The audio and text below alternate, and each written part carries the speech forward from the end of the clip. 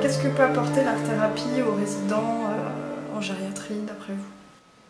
Alors ce que peut apporter l'art-thérapie en gériatrie et aux personnes âgées, en particulier aux personnes âgées atteintes de la maladie d'Alzheimer, je pense que c'est avant tout d'exprimer une forme de créativité qui est toujours présente tout au long de notre vie et qui, au travers de ces séances, de ces ateliers, permet d'exprimer tout simplement cette créativité. Ce que l'art thérapeute peut apporter de plus, c'est justement d'apporter un côté artistique aux soins. C'est-à-dire que donc on revient à cette notion d'inventivité, de créativité et d'exprimer tout ça. Je pense que l'intérêt d'une équipe multidisciplinaire, c'est justement que chacun apporte sa touche et sa patte professionnelle avec sa teinte.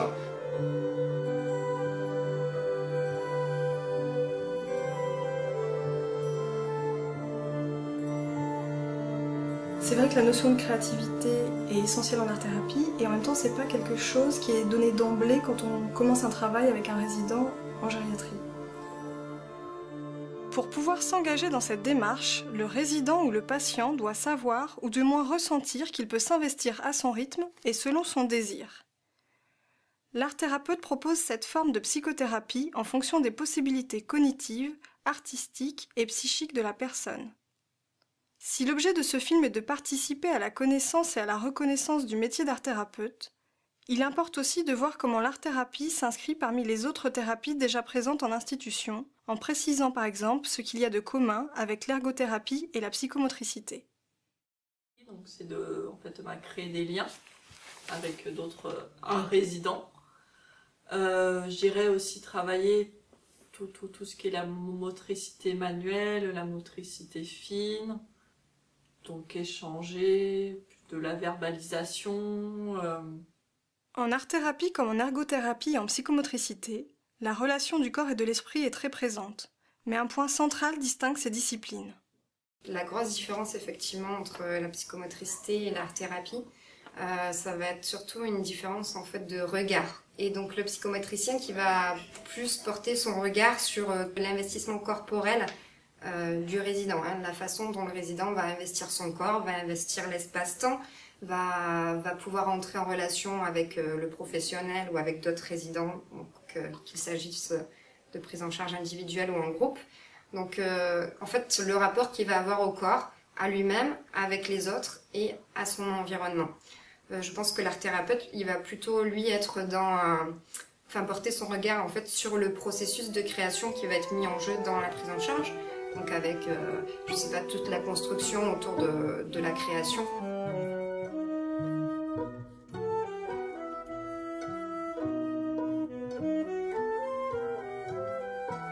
C'est un moyen pour les sortir de leur maladie et communiquer avec eux autrement, puisqu'on sait bien que cette maladie malheureusement détruit le dialogue et la communication verbale, et qu'il faut entrer en contact avec eux via un autre lien. Et donc l'art-thérapie nous permet justement ce lien, alors que pour beaucoup, on pourrait croire que rien n'est possible, tellement ils sont mutiques ou apathiques.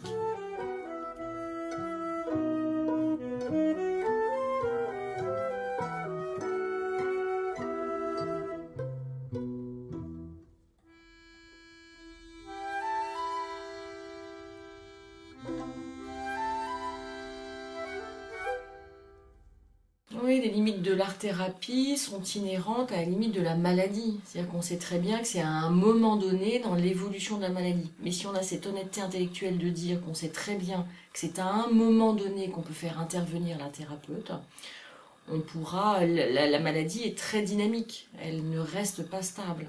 Donc si on a cette honnêteté-là, je pense qu'on pourra.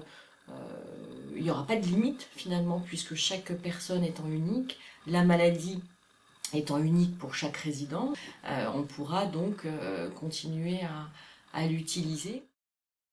Une autre question se pose. Comment faire confiance à un art-thérapeute? Et quelle est sa légitimité, sachant que la profession n'a pas encore de titre officiel? L'art-thérapeute a une place légitime si on lui la laisse. si effectivement on est dans cette dynamique d'approche multidisciplinaire, on n'a pas de thérapeutique, on n'a pas de traitement de la maladie, on n'a pas de traitement de la maladie d'Alzheimer, on n'a pas de traitement des troubles du comportement, on n'a pas de traitement de l'apathie, mais son regard, sa compétence, son professionnalisme nous permettent d'avoir accès à ces résidents alors que nous-mêmes n'y avons pas forcément accès ou alors d'une autre manière. Alors en France, on a, concernant les statuts des intervenants auprès des personnes âgées, c'est très compliqué. D'abord, c'est très récent. C'est-à-dire le statut ne serait-ce que d'EHPAD est assez récent, hein, c'est la loi de 2002 de rénovation de l'action sociale. Effectivement, elle a 10 ans, mais finalement c'est assez récent. Les statuts des professionnels en France sont basés sur des études, sur des effets bénéfiques, on est dans le scientifique, et l'art-thérapie c'est très compliqué. Même dans les thérapeutiques aujourd'hui pour les démences, il a fallu qu'on prouve qu'il y avait un effet global et un effet de maintien de l'autonomie non scientifiquement prouvé par des échelles. Donc effectivement, le statut de l'art-thérapeute est très compliqué à avoir parce que justement, on n'est pas dans cette dimension scientifique.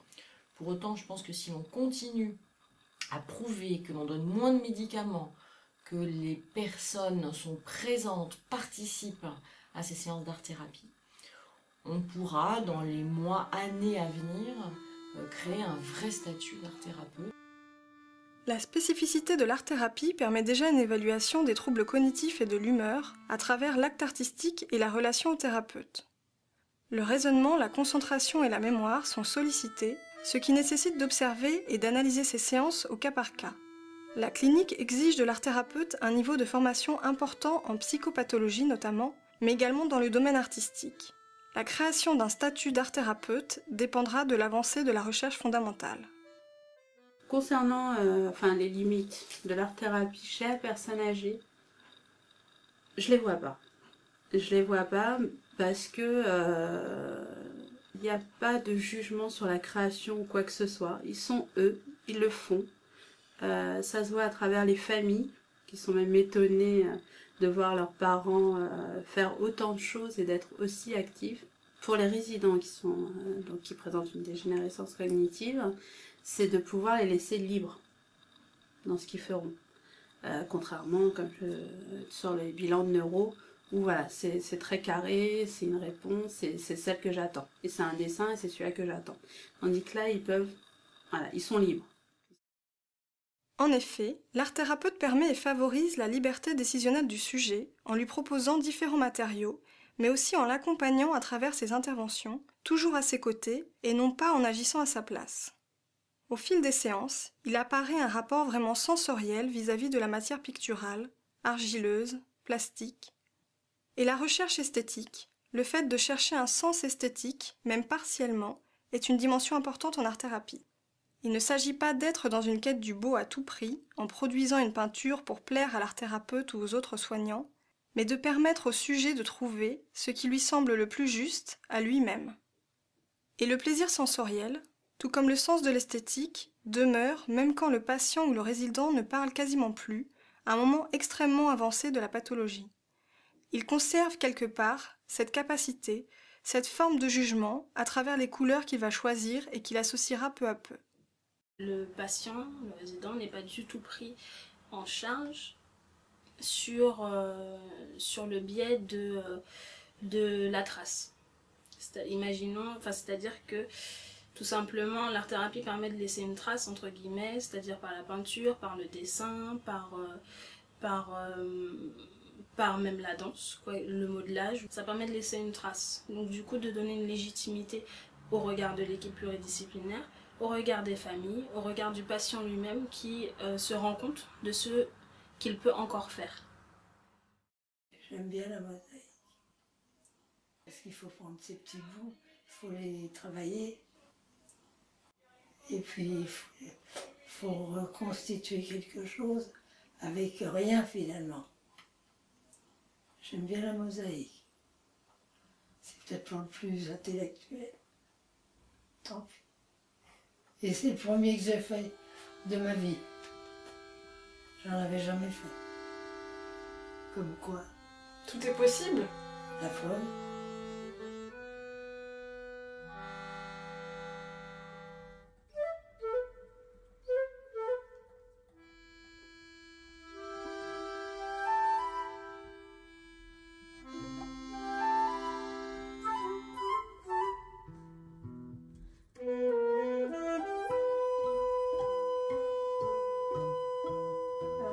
vous êtes dit quand vous avez appris que participer aux ateliers? J'étais extrêmement surpris parce que je lui rends visite assez souvent et de temps en temps, elle a quelques difficultés à nous reconnaître et de se dire qu'elle pouvait participer comme ça à des séances, j'ai trouvé que c'était très intéressant.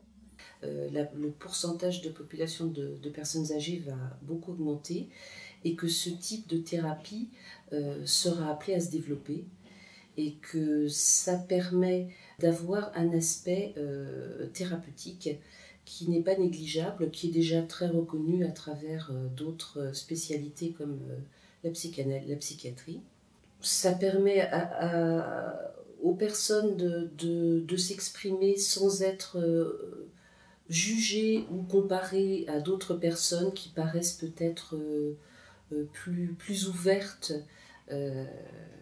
et qui participent mieux à la vie en général, mais ça leur permet de faire quelque chose, de ne pas être en échec, de faire quelque chose de personnel. Donc de ce côté-là, je pense que c'est très important.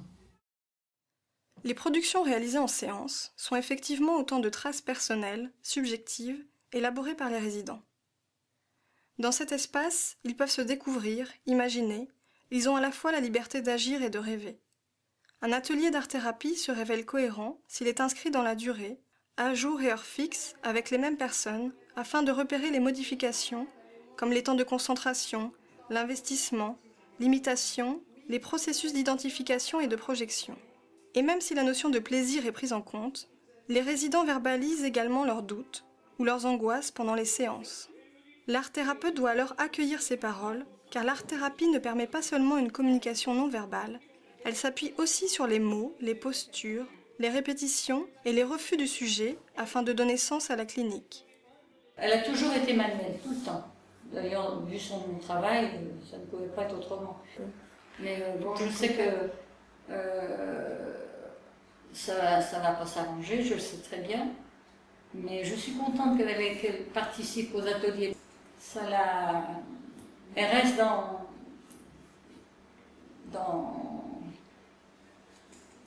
son univers, si vous voulez, mais en même temps, elle a une petite lumière qui est encore là. À nous deux.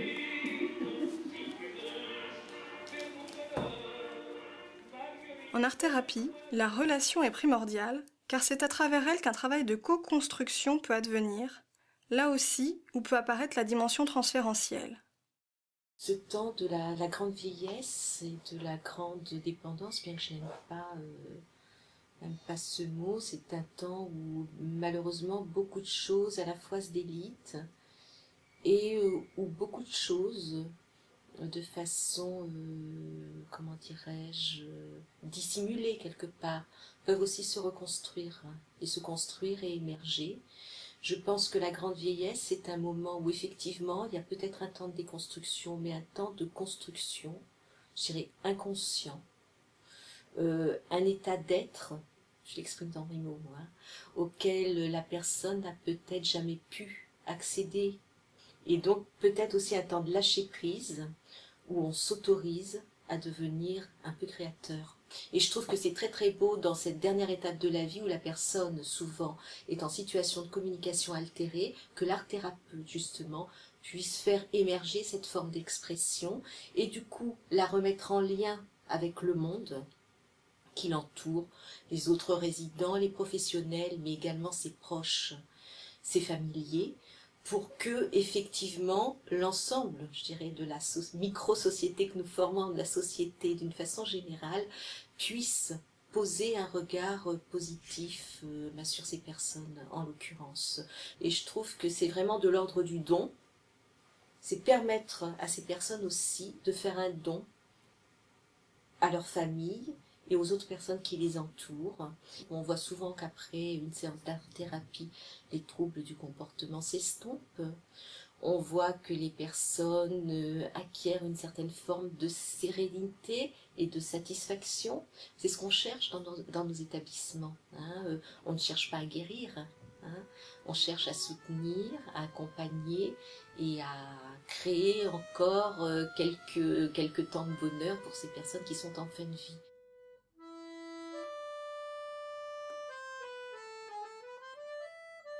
Le devenir des productions importe beaucoup aux résidents.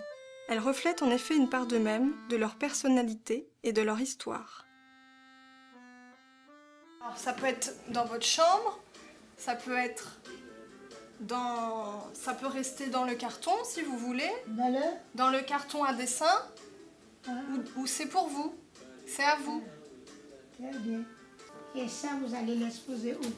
Vous me direz, dans votre chambre par exemple. Ah bon. Ça vient vite après quand même. Si c'est un dessin que je vais garder près de moi, ça sera beau. Donc je me demandais, j'étais curieuse vraiment de savoir ce que vous allez arriver à faire avec eux. Parce que pour qu'elles soient concentrées, c'est vraiment tout un problème. C'est un problème. Mais au fil du temps, franchement, bravo. Moi, je crois que ça peut le valoriser aussi et rappeler aussi des couleurs parce qu'il y a d'autres, comme ils sont là, ils ne bougent pas. Rappeler des couleurs, rappeler des souvenirs parce qu'on a aussi au Cantou, il y a M. qui était un ancien peintre. Ça lui a rappelé aussi des couleurs, peinture qu'il faisait. Il y a une dame qui est venue voir sa sœur aussi. Et quand elle a vu ce que sa sœur a réalisé, elle s'est mise à pleurer. Parce qu'elle ne s'attendait pas. Il y a des gens qui croient qu'en maison de retraite, les gens ils sont fermés, ils sont comme ça, laissés livrés à eux-mêmes. Non, il faut qu'ils voient. Il y a des choses qui se passent dans les maisons de retraite. Il y a beaucoup de choses, ils ne sont pas là seulement à rester assises. Ils font des choses, ils apprennent beaucoup de choses. Et eux aussi, ils ont beaucoup à nous apprendre. Quand on les voit faire, on se rend quand même compte que pour eux, c'est quelque chose d'exceptionnel dans la journée. C'est un moment T, c'est pas un moment comme un autre. De plus en plus présente dans les institutions, l'art-thérapie aspire à devenir une thérapeutique aussi nécessaire pour les résidents que sont les soins pratiqués au quotidien par les aides-soignants et les aides médico-psychologiques. Je pense que ça fait vraiment partie dans l'accompagnement global, ça a toute sa place et on ne peut pas le hiérarchiser. Enfin, pour moi, il n'y a pas de hiérarchie. C'est-à-dire que ce qui est apporté le matin en accompagnement, on va dire, de soins à la personne. C'est la continuité. Voilà. Là, c'est une continuité, ça peut être un complément. On parlait tout à l'heure d'articulation dans le contexte de la communication, mais là aussi, c'est pareil. C'est un moment qu'on articule avec un autre qui a précédé, un autre qui va suivre. Et effectivement, il faut prendre cette distance pour essayer de se rendre compte qu'effectivement ça fait partie du global, de l'accompagnement global. Et ce qui est intéressant, c'est que ça s'adresse effectivement à une population très fragilisée et avec laquelle en fait on est la majorité du temps dans des impasses de communication à certains moments de la journée. Parce que la communication s'établit plus sur les mêmes... sur le même niveau, et donc ça permet de renouer cette communication, de la remettre en... Voilà, parce qu'à nouveau on partage, et nous ça nous aide beaucoup aussi, quoi, à faire revenir certains vers nous, et pour agripper un petit peu l'accompagnement.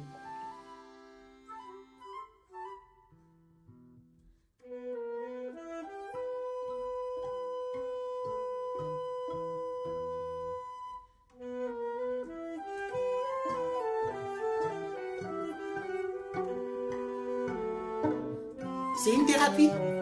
Thérapie non médicamenteuse. Voilà.